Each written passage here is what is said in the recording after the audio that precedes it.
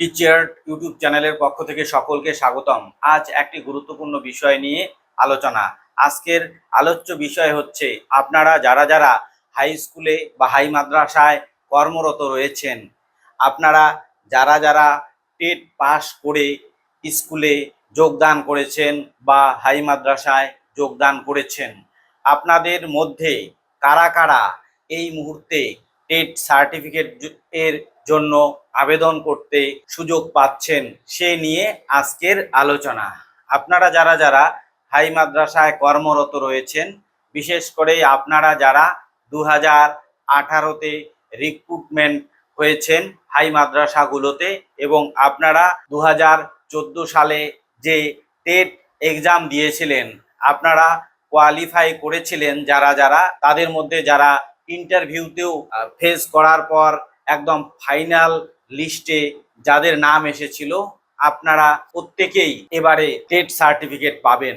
এবং যারা যারা ইন্টারভিউতে ফেস করেনি তাদের বিষয়টা জানি না, যারা যারা ইন্টারভিউতে ফেস করেছিল তাদের বিষয়ে কিন্তু একটা নোটিফিকেশন এসেছে হাই মাদ্রাসার যে কমিশন রয়েছে, মাদ্রাসা সার্ভিস কমিশনের তরফ থেকে তাদের কিন্তু টেট সার্টিফিকেট দেওয়া হবে। তার জন্য প্রসেসিং রয়েছে।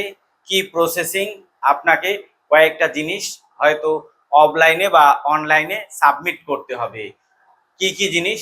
আপনি যখন এক্সাম দিয়েছিলেন, আপনার যে অ্যাডমিট কার্ড রয়েছে, পাস করেছিলেন তার যে র্যাঙ্ক কার্ড ছিল, এবং পাস করার সময় আপনি যে সিলেক্টেড ফার্দার প্রসেস নামক একটা পেজ এসেছিল, তারপর আপনি যে স্কুলে কর্মরত রয়েছেন তার রেকমেন্ডেশন, তারপরে ডিআই অ্যাপ্রুভাল, এই সমস্ত কিছু আপনাকে দিয়ে আপনাকে অনলাইন বা অফলাইনে সাবমিট করতে হবে নির্দিষ্ট ফরম্যাটে।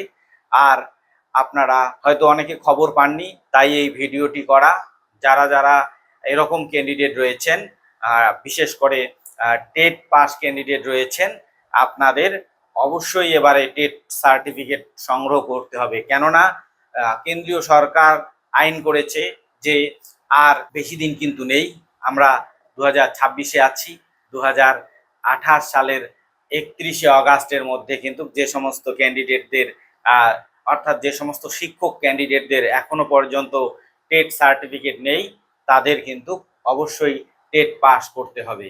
আর আপনারা যারা টেট পাস আছেন, সার্টিফিকেট নেই, আপনাদের কিন্তু সার্টিফিকেটটা ভীষণ গুরুত্বপূর্ণ। তাই দেরি না করে সার্টিফিকেট কালেকশন করার প্রক্রিয়া আপনারা শুরু করে দিন। সবাইকে ধন্যবাদ।